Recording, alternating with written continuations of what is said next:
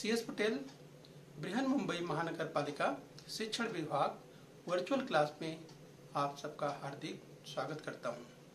बच्चों, वैश्विक महामारी के चलते इस वर्ष का अध्ययन अध्यापन का कार्यक्रम प्रभावित हो रहा है। ऐसे में हमारी बृहन मुंबई महानगर पालिका ने प्रत्येक विद्यार्थी तक ऑनलाइन टीचिंग पहुंचाने का प्रयास शुरू कर दिया है। तो बच्चों, कक्षा 9 में आज हम पढ़ेंगे राजनीति शास्त्र यानी पॉलिटिकल साइंस की बात करेंगे। तो बच्चों, स्क्रीन पर आप देख पा रहे हैं इतिहास और राजनीति शास्त्र कक्षा 9 की पाठ्य पुस्तक। तो बच्चों, आज का पाठ 6वां पाठ अंतर्राष्ट्रीय समस्या भाग 3 यानी इंटरनेशनल प्रॉब्लम्स पार्ट 3 हम देखने वाले हैं। तो बच्चों, मैं CS Patel, virtual training centre MCGM Mumbai से। चलिए बच्चों, इस क्रम में आगे बढ़ लेंगे।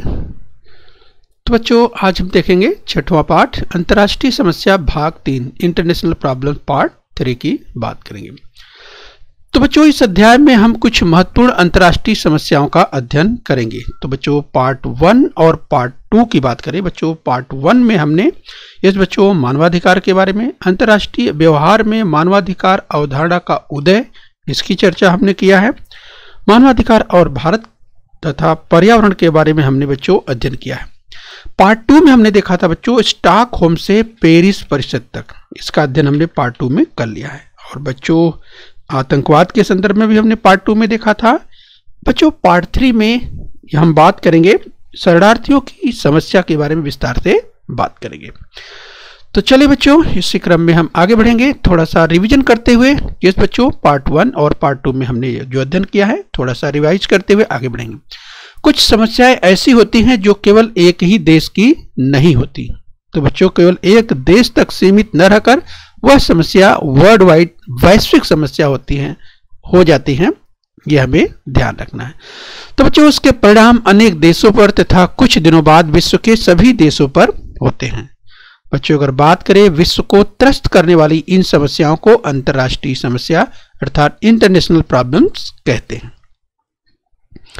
तो चलिए बच्चों, इस क्रम में हम और आगे बढ़ेंगे। बच्चों, मानवाधिकार ह्यूमन राइट्स के संदर्भ में हमने बच्चों पहले पढ़ा हुआ है कि मानवाधिकार किस तरह से मनुष्य को जो मानवाधिकार हम कहें कि मानवाधिकार की अवधारणा का उदय प्राकृतिक अधिकारों की अवधारणा में दिखाई देता है। बच्चों, अतः मानवाधिकार से तात्पर्य मनुष्य के रूप में तथा समाज के एक घटक के रूप में जीने के लिए आवश्यक अधिकार। बच्चों, तो मानवाधिकार अर्थात जीवन के लिए आवश्यक अधिकार की बात हो रही है। बच्चों, इसे हम पढ़ चुके हैं पहले, थोड़ा सा रिवाइज करते हम आगे बढ़ रहे हैं। अंतर्राष्ट्रीय व्यवहार में मानवाधिकार अवधारणा का उदय, rise of the concept of human rights in international relation. तो बच्चों, इसे भी हमने पढ़ लिया है। बच्चों, अगर हम बात करें संयुक्त राष्ट्र की, तो संयुक्त राष्ट्र की स्थापना हो जाने पर मानवाधिकारों का वैश्विक घोषणा पत्र तैयार किया गया। बच्चों, जैसा कि हम जानते हैं, आपको थोड़ा सा रिवाइज करें कि जैसे अब तक 2 विश्व युद्ध हुए हैं। बच्चों, पहला विश्व युद्ध 1914 से 1918 के बीच हुआ था। दूसरा विश्व युद्ध बच्चों 1939 से शुरू होकर के यानी 1939 से शुरू होकर के 1945 तक चला। और बच्चों, उसके बाद हम बात करें संयुक्त राष्ट्र की स्थापना, तो संयुक्त राष्ट्र की स्थापना हो जाने पर मानवाधिकारों का वैश्विक घोषणा पत्र तैयार किया गया। बच्चों, तो आप देख सकते हैं जहां जनरल असेंबली होती है यानी आम सभा की हम बात करें, 10 दिसंबर 1948 को संयुक्त राष्ट्र की आम सभा में यह घोषणा पत्र बहुमत से पारित किया गया। राइट, वैश्विक बच्चों मानवाधिकारों का वैश्विक घोषणा पत्र 10 दिसंबर 1948 को संयुक्त राष्ट्र की आम सभा में यह घोषणा पत्र बहुमत से पारित किया गया। बच्चों, इसे ध्यान रखना है आपको। तो चलिए हम पॉइंटर की मदद से आपको पॉइंट आउट करते हुए चलते हैं। बच्चों, जब संयुक्त राष्ट्र की बात होती है, ये आम सभा को आप देख पा रहे हैं, यहाँ ऊपर मुख्यालय देख पा रहे हैं संयुक्त राष्ट्र संघ का। तो बच्चों, थोड़ा सा रिवाइज और करते हुए स्टॉकहोम से पेरिस परिषद की बात बच्चों हम पहले पढ़ चुके हैं। स्टॉकहोम टू पेरिस कॉन्फ्रेंस की बात विस्तार से हम पढ़ चुके हैं। तो यहाँ स्टॉकहोम आप देख रहे हैं बच्चों, यहाँ पर पेरिस देख पा रहे हैं। अंतर्राष्ट्रीय स्तर पर पर्यावरण संबंधी तत्कालीन और दीर्घकालीन समस्याओं पर चर्चा करने के लिए तथा उन पर उपाय योजना करने के लिए स्टॉकहोम में 5 से 16 जून 1972 की कालावधि में संयुक्त राष्ट्र की मानवीय पर्यावरण संबंधी परिषद आयोजित की गई थी। राइट, ध्यान रखिए बच्चों, 5 से 16 जून 1972 की कालावधि में संयुक्त राष्ट्र की मानवीय पर्यावरण संबंधी परिषद आयोजित की गई थी। इसे आपको ध्यान रखना है। राइट, तो जब बच्चों पर्यावरण की बात होती है तो ये ध्यान रखना है, जब हम बात करते हैं पर्यावरण की तो पूरी पृथ्वी को ये सुरक्षित रखने की बात होती है। ये परिसर पूरी तरह से, ये पूरा विश्व किस तरह से, पूरी धरती किस तरह से सुरक्षित, सबके लिए, मानव के लिए अनुकूल होनी चाहिए, इस संदर्भ की बात होती है। आज बच्चों इसी क्रम में और आगे बढ़ लेंगे। ये हम रिवाइज कर रहे हैं। ये हम बात करें आतंकवाद की तो बच्चों ये टेररिज्म की बात कर रहे हैं। बच्चों टेररिज्म इसके पहले हम पढ़ चुके हैं, थोड़ा सा रिवाइज करते हुए हम आगे चलेंगे। आतंकवाद संगठित और नियोजित पद्धति से की गई हिंसा है। तो बच्चों आतंकवाद क्या है? ये सब हम टेररिज्म की बात करें तो संगठित और नियोजित पद्धति से की गई हिंसा है। आतंकवाद का अंतरराष्ट्रीय राजनीति पर दूरगामी परिणाम हुआ है, हम पढ़ चुके हैं। तो थोड़ा सा रिवाइज करते हुए हम आगे चल रहे हैं। तो चलिए बच्चों इसी क्रम में हम आज विस्तार से देखने वाले हैं यस शरणार्थियों की समस्या, the problems of the refugees. तो बच्चों इसे हम अब विस्तार से देखने वाले हैं। तो बच्चों इस पाठ का उद्देश्य यानी पार्ट 3 का जो उद्देश्य है, शरणार्थियों की समस्या विस्तार से हम समझेंगे ग्लोबलाइज अर्थात वैश्विक स्तर पर। यस बच्चों, स्क्रीन पर दाहिनी ओर आप देख पा रहे हैं, अगर हम बात करें जिन व्यक्तियों को अनिच्छा से अथवा जबरदस्ती अपनी मातृभूमि छोड़नी पड़ती है तथा सहारा पाने के लिए अथवा सुरक्षा की दृष्टि से अन्य राष्ट्रों में जाने के लिए विवश होना पड़ता है, ऐसे लोगों को शरणार्थी या रिफ्यूजी, ऐसे लोगों को शरणार्थी या रिफ्यूजी कहा जाता है। तो राइट स्क्रीन पर आप देख सकते हैं बच्चों इस तरह की इमेज, जब अपनी आवश्यकताओं की थोड़ी सी वस्तुओं को लेकर के किस तरह से निकल पड़ते हैं ये उस वसेरे की ओर जहां पर कह सकते हैं अनिश्चितताओं का वातावरण रहता है। ऐसी स्थिति में किस तरह से शरणार्थियों को जीना पड़ता है, बहुत मुश्किल भरी जिंदगी होती है। तो विस्तार से बच्चों आज हम देखने वाले हैं जो शरणार्थियों की समस्या है वो कितनी विकट समस्या है, उसके बारे में विस्तार से देखने वाले हैं। तो यस बच्चों, हम अध्ययन कर रहे हैं शरणार्थियों की समस्या, द प्रॉब्लम्स ऑफ रिफ्यूजीज की हम बात कर रहे हैं। तो शरणार्थियों को किस तरह से संयुक्त राष्ट्र की तरफ से सहायता दी जाती है, ये बाईं ओर स्क्रीन पर आप चित्र देख पा रहे हैं। तो बच्चों विशिष्ट धर्म या विशिष्ट वंश धर्म के लोगों के साथ अत्याचार होना अथवा उन्हें निकाल देना, युद्ध या आपदा के कारण अपने देश का त्याग करने पर बाध्य होना आदि के कारण लोग शरणार्थी होते हैं। तो बच्चों अभी हमने कहा कि किस तरह से चाहे विशिष्ट वंश की बात हो, धर्म के लोगों के साथ ये कोई अन्याय अगर होता हो तो अथवा उन्हें निकाल देने की बात होती है, युद्ध या आपदा के कारण अपने देश का जब त्याग करने पर बाध्य होना पड़ता है, तो बच्चों ऐसे में लोग किस तरह से जीवन व्यतीत करते हैं यहाँ पर आप देख सकते हैं। शरणार्थी के रूप में ये किस तरह से दूसरे देश में जाकर के जीवन व्यतीत करना पड़ता है। ये तो शरणार्थियों को संयुक्त राष्ट्र की सहायता मिलती है, मदद मिलती है। राइट, ये भी हमें ध्यान देना है। तो बच्चों हम विस्तार से देखेंगे शरणार्थियों की समस्याओं के बारे में। ऐसी परिस्थिति में अपना देश छोड़कर दूसरे राष्ट्र में आश्रय मांगने की नौबत आ जाती है। यस बच्चों, आपने सुना कि स्थिति इस तरह से बनती क्यों है। तो यस किसी विशिष्ट वंश की बात करें, धर्म के लोगों के साथ अत्याचार होने की बात करें अथवा उन्हें निकाल देने की बात हो या युद्ध की स्थिति हो या आपदा के कारण अपने देश का त्याग करने के लिए बाध्य होना हो, और ऐसे में जो कारणों की बात करें ये तमाम कारण हो सकते हैं शरणार्थी होने के। यस, तो ऐसी परिस्थिति में अपना देश छोड़कर दूसरे राष्ट्र में आश्रय मांगने की नौबत आ जाती है। तो हम देखेंगे कि तमाम समस्याओं की अगर हम बात करें, जब आश्रय की बात होती है तो शरणार्थियों की समस्या, the problems of the refugees हम अध्ययन कर रहे हैं। तो बच्चों दूसरे विश्व युद्ध से पूर्व, यस बच्चों अगर हम बात करें दूसरा विश्व युद्ध, जैसा बच्चों हमने चर्चा किया था, दूसरा विश्व युद्ध हुआ था 1939 से लेकर 1945 के बीच में हुआ था। तो बच्चों दूसरे विश्व युद्ध से पहले, पूर्व यानी दूसरे विश्व युद्ध से पहले की बात हो रही है, जर्मनी में जीव लोगों के साथ अत्याचार हुआ, उनकी नागरिकता और संपत्ति छीन ली गई। तो राइट, तो अगर हम बात करें जर्मनी की तो स्क्रीन पर आप देख पा रहे हैं बच्चों जर्मनी एरो के द्वारा दिखाया जा रहा है, राइट। तो यहाँ पर इस तरह की स्थिति उत्पन्न हुई थी। इस जर्मनी की हम बात कर रहे हैं। तो जर्मनी में जीव लोगों के साथ अत्याचार हुआ था, उनकी नागरिकता और संपत्ति छीन ली गई थी। इस कारण जीव लोग शरणार्थी हो गए थे। वर्ष 1971 यानी 1971 में एक स्थिति और पैदा हुई थी बच्चों। ये पैदा हुई थी पूर्वी पाकिस्तान की स्थिति। बच्चों जैसा कि आप जानते हैं, हमारा भारत, अगर संयुक्त भारत की बात करें, इस भारत का जब विभाजन हुआ बच्चों, अंग्रेज जब देश छोड़ करके जाने लगे 1947 1947 में, तो बच्चों इस भारत का विभाजन हुआ। तो बच्चों उस विभाजन में भारत और पाकिस्तान का जो विभाजन हुआ था, तो पाकिस्तान दो भागों में था। यस बच्चों, एक था पश्चिमी पाकिस्तान और जो कि वर्तमान समय में है पाकिस्तान के रूप में, यस बच्चों, और दूसरा था पूर्वी पाकिस्तान जो कि आज बांग्लादेश के रूप में है, राइट। तो बच्चों 1971 में यस पूर्वी पाकिस्तान के लोगों ने, यस वहाँ की जनता ने किस तरह से यस एक आंदोलन किया और राष्ट्रव्यापी आंदोलन हुआ।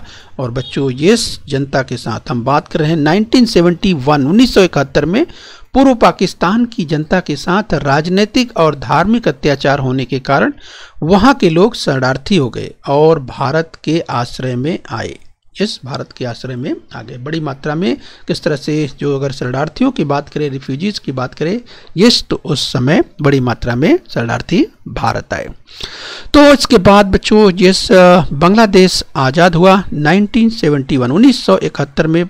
जो पूर्वी पाकिस्तान की बात करें बच्चों, यस वो कह सकते हैं कि अब बांग्लादेश के रूप में आज़ाद हो गया। तो स्क्रीन पर आप देख सकते हैं बच्चों, हम बात कर रहे हैं यस बांग्लादेश की। यस, तो स्क्रीन पर आप देख सकते हैं बांग्लादेश को।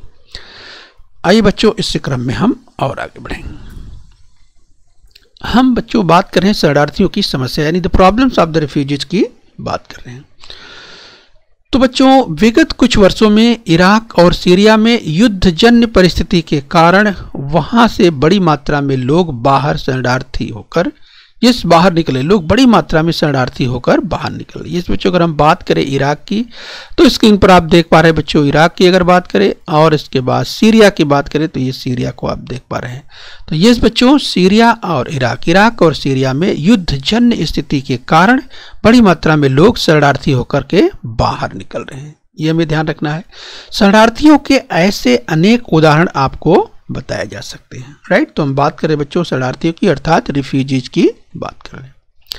आइए इसी क्रम में हम और आगे बढ़ते हैं। तो बच्चों हम अध्ययन कर रहे हैं शरणार्थियों की समस्या, the problems of the refugees की बात कर रहे हैं।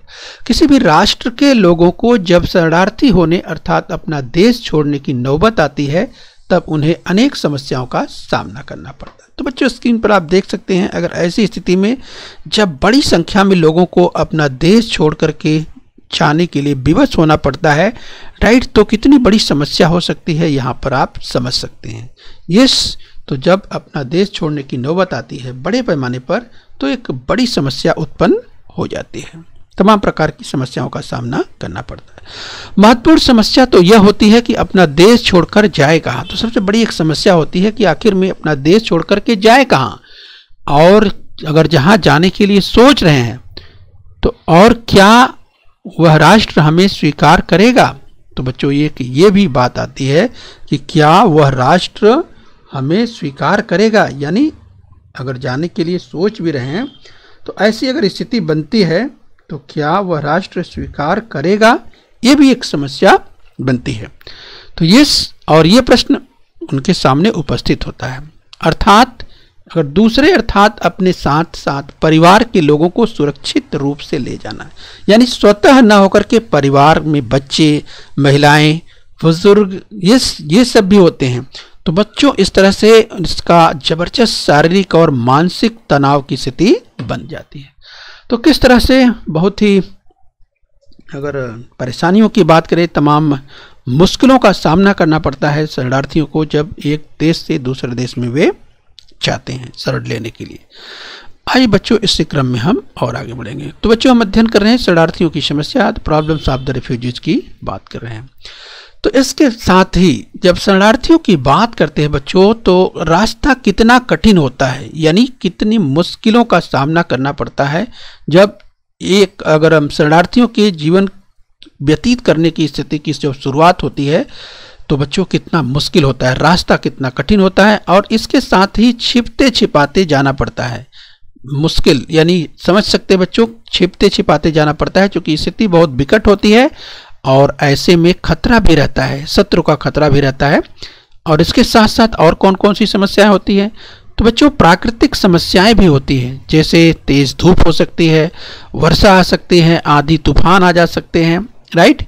और इसके साथ साथ खाद्यान्न का अभाव यानी खाने पीने की किल्लत हो सकती है। यस, इसके साथ साथ बीमारी की बात करें, यस, तो बीमारी अर्थात उसमें से कुछ लोग अगर बीमार हुए तो वो भी एक समस्या होती है, दवा वगैरह की समस्या होती है। तथा उससे और अगर बड़ी समस्या की बात तो पीछा करता हुआ शत्रु यानी जहां से निकल करके जा रहे हैं, यस, वहां पर ऐसी स्थिति उत्पन्न हुई है कि किसी तरह से छिपते छिपाते अगर भागने की स्थिति आ रही है, शरणार्थी के रूप में कहीं और जाकर के आश्रय लेने के लिए सोच रहे हैं, तो ऐसे में उन्हें छिप करके भागना पड़ता है। जिसकी कहीं पर शत्रु अगर पीछा करता हुआ दिखाई देगा, पीछा करते हुए आ रहा है, तो उस समय जो है और भी खतरे की स्थिति पैदा हो जाती है। तो इस तरह की समस्याओं से किस तरह से शरणार्थियों को जूझना पड़ता है, संघर्ष करना पड़ता है, ये हम समझ सकते हैं। आज बच्चों हम इसी क्रम में और आगे बढ़ेंगे। तो इस तरह की समस्याओं का सामना करते समय कई बार ऐसा होता है कि कई लोगों की मृत्यु तक हो जाती है। सुरक्षित स्थान पर पहुंचने पर नई समस्याएं पैदा हो जाती हैं। यानी अगर किसी तरह से ऐसे स्थान पर पहुंचते भी हैं, लेकिन सुरक्षित स्थान पर पहुंचने के बाद भी उन्हें और तरह की समस्याओं का सामना करना पड़ता है। जैसे बच्चों उन्हें काम की तलाश, यानी अगर कहीं रह रहे हैं, चलिए कहीं सुरक्षित रूप से पहुंच गए हैं, तो अब वे काम क्या करेंगे? काम की तलाश उनको करनी पड़ती है, और रहने की जगह यानी किस तरह से सुरक्षित रूप से रह पाए, और इसके अलावा अन्य रोजमर्रा की जो समस्याएं हैं, जिस बच्चों जैसे खाने पीने के संदर्भ में, या पीने के लिए पानी हो, प्रकाश की व्यवस्था हो, जो आवश्यकताओं की बात करते हैं, यानी रोटी की बात करते हैं, कपड़े की बात करते हैं, यस, और रहने के लिए आश्रय की बात करते हैं। तो ये जो बेसिक या बुनियादी चीज़ें हैं जिसकी ज़रूरत पड़ती है, तो ऐसी तमाम समस्याओं का सामना करना पड़ता है शरणार्थियों को। आइए बच्चों इसी क्रम में हम और आगे बढ़ेंगे। जिस बच्चों हम अध्ययन कर रहे हैं शरणार्थियों की समस्या, the problems of the refugees की बात कर रहे हैं। तो बच्चों दूसरे राष्ट्र की भाषा तथा संस्कृति भिन्न, संस्कृत का मतलब यहाँ कल्चर से है, ध्यान रखिए बच्चों, यानी जिस किसी दूसरे राष्ट्र में जाते हैं तो वहाँ की भाषा अर्थात वहाँ की लैंग्वेज तथा वहाँ की संस्कृत की बात करें, वहाँ की जो कल्चर है, इस बच्चों रहन सहन है, यस, तो वो भी भिन्न होती है। उनसे क्या करना पड़ता है? तादात्म्य होने में अड़चन आती है। यानी किस तरह से जो शरणार्थी होते हैं जहाँ पर शरण लेकर के रहना शुरू करते हैं, वहाँ भी तरह तरह की समस्याओं का सामना उनसे करना पड़ता है। या चाहे भाषा की बात करें, संस्कृत की बात करें, इस तरह से वहाँ के लोगों से किस तरह से तादात्म्य बनाने में अड़चन आती है, उस तरह की समस्याओं का सामना शरणार्थियों को करना पड़ता है। तो बच्चों स्क्रीन पर आप देख सकते हैं, यहाँ दूर दूर तक बड़े पैमाने पर आप देख सकते हैं, इस तरह से जब शरणार्थी अगर बड़ी मात्रा में निकलते हैं तो देखिए किस तरह से कैंप बना करके, अस्थायी निवास के रूप में देखिए कैंप बना करके, किस तरह से इस अस्थायी आवास के रूप में बना करके और वे रहते हैं। चूँकि उनके अपने छोटे बच्चे अर्थात बच्चे भी होते हैं, बूढ़े भी होते हैं, महिलाएं भी होती हैं, ये तो किस तरह से उन्हें सबको देखते हुए, संभालते हुए अपने जीवन को आगे बढ़ाना होता है। तो चलिए बच्चों इसी क्रम में और आगे बढ़ेंगे। तो जिस राष्ट्र में शरणार्थी आश्रय लेते हैं वहाँ का समाज इन्हें स्वीकार करेगा ही, ऐसा कहा नहीं जा सकता। यानी बच्चों यहाँ हम समझ सकते हैं कि जिस राष्ट्र में शरणार्थी आश्रय लेते हैं, जहाँ जाते हैं, तो वहाँ का समाज स्वीकार करेगा ही, ऐसा कहा नहीं जा सकता। तो कहीं कहीं पर ऐसी स्थिति नहीं बनती है, तो ये भी ध्यान रखना है कि वह समाज जो है वहाँ स्वीकार करेगा ही, ऐसा कहा नहीं जा सकता। इसके विपरीत शरणार्थियों की संख्या बढ़ जाने के कारण राष्ट्र पर अधिक बोझ बढ़ता है। ये बच्चों अगर इस तरह की समस्याओं की बात करें, अगर बड़े पैमाने पर लोग शरणार्थी जो है ये किसी दूसरे देश के आकर के रहने लगेंगे तो इसका असर क्या होगा, तो राष्ट्र पर इसका अधिक बोझ बढ़ता है और उसके साथ साथ जो जीवनावश्यक वस्तुएं हैं उनकी कमी, अर्थात किल्लत का मतलब बच्चों कमी हो जाती है। और जब जीवन आवश्यक वस्तुओं की जब कमी हो जाती है तब क्या होता है, तो ऐसे में अपराध की स्थिति बढ़ जाती है। तो अपराध की मात्रा बढ़ जाती है जब जीवनावश्यक चीज़ों की कमी हो जाती है, तो अपराध बढ़ता है। इसके साथ महंगाई भी बढ़ती जाती है। ये इस तरह महंगाई भी बढ़ती चली जाती है। तो इस तरह हम अध्ययन कर रहे हैं बच्चों, शरणार्थियों की समस्याओं का अध्ययन कर रहे हैं। यस बच्चों, the problems of the refugees की हम बात कर रहे हैं। स्थानीय लोगों की नौकरी पर संकट आता है। यस बच्चों, जब बड़े पैमाने पर लोग शरणार्थी के रूप में निकल करके जाते हैं और जहां पर रहना शुरू करते हैं, अगर बहुत अधिक संख्या में है तो जो स्थानीय लोग हैं यस बच्चों उनकी नौकरी पर संकट आता है तथा शांति और सुव्यवस्था की समस्या का निर्माण हो जाता है कि शांति बनाए रखना, सुव्यवस्था बनाए रखना, इस तरह की समस्या पैदा हो जाती है। इसके साथ ही इस कारण शरणार्थियों को आश्रय देने हेतु और उनका पुनर्वास करने हेतु अनेक राष्ट्र तैयार नहीं होते। तो बच्चों हम अध्ययन कर रहे हैं शरणार्थियों की समस्या, यानी the problems of the refugees हम अध्ययन कर रहे हैं। तो बच्चों शरणार्थियों के संबंध में अंतर्राष्ट्रीय स्तर पर वर्ष 1951 में कुछ प्रावधान किए गए। राइट, ध्यान रखना है 1951 में बच्चों उसके अनुसार शरणार्थियों को उनकी इच्छा के विरुद्ध उनके मूल देश में वापस नहीं भेजा जा सकेगा, ऐसा प्रावधान किया गया है। तो बच्चों स्क्रीन पर दाहिनी ओर आप देख पा रहे हैं, अगर हम आपको पॉइंटर की मदद से बताएं, इजराइल फिलिस्तीनी संघर्ष। तो बच्चों आप देख सकते हैं शरणार्थियों की बात करें तो बड़े पैमाने पर जो शरणार्थी है, रिफ्यूजीज किस तरह से रह रहे हैं। तो बच्चों आप देखिए किस तरह से टेंट बना करके बड़ी समस्या, मतलब बड़े पैमाने पर लिखे दूर दूर आपको सब टेंट ही टेंट दिखाई दे रहे हैं। तो आप सोचिए बच्चों कितनी भयानक स्थिति होती है ऐसे में जब इतने बड़े पैमाने पर शरणार्थी अर्थात रिफ्यूजी रहते हैं। तो एक बड़ी समस्या यहाँ पर देख सकते हैं। तो बच्चों उसी प्रकार उनके प्रश्न को हल करने के लिए संयुक्त राष्ट्र के उच्च आयुक्त का कार्यालय भी स्थापित किया गया है। इस बच्चों तो अभी हमने कहा कि 1951 के अनुसार जो प्रावधान किए गए हैं इसकी शरणार्थियों को उनकी इच्छा के विरुद्ध उनके मूल देश में वापस नहीं भेजा जा सकेगा, इस तरह का प्रावधान किया गया है। आइए बच्चों इसी क्रम में और आगे बढ़ लेते हैं। हम अध्ययन कर रहे हैं शरणार्थियों की समस्याओं का। The problems of the refugees की हम बात कर रहे हैं। मानवाधिकारों का संरक्षण और उनका संवर्धन सभी राष्ट्रों द्वारा किए जाने पर अन्याय, शोषण तथा हिंसाचार कम हो गए। तो यस बच्चों अगर हम बात करें यस मानवाधिकारों का संरक्षण और उनका संवर्धन सभी राष्ट्रों द्वारा किए जाने पर अन्याय, शोषण तथा हिंसाचार कम होंगे। सभी लोगों को सुरक्षा के साथ साथ अपना विकास करना संभव हो पाएगा। पर्यावरण की रक्षा कर आतंकवाद का उन्मूलन करने पर मानवाधिकार अधिक प्रभावशाली ढंग से अमल में लाया जा सकेगा। तो बच्चों इस तरह से ध्यान रखना है, पर्यावरण की रक्षा की बात हो रही है, एक पीढ़ी से दूसरी पीढ़ी की ओर यस किस तरह से ध्यान रखना है, सबकी जिम्मेदारी बनती है यस की पौधों को लगाएं और उनका संरक्षण करें और अधिक से अधिक किस तरह से यस जिससे कि तमाम तरह की समस्याओं से बाधा मिल सकती है। तो पर्यावरण को मजबूत करना है, ठीक करना है, ये सबकी जिम्मेदारी है। आइए बच्चों इसी क्रम में और आगे बढ़ लेते हैं। तो बच्चों शरणार्थियों की समस्या के बारे में the problems of the refugees का हम अध्ययन कर रहे हैं। बच्चों विश्व में किसी भी जनसमूह को शरणार्थी होना नहीं पड़ेगा।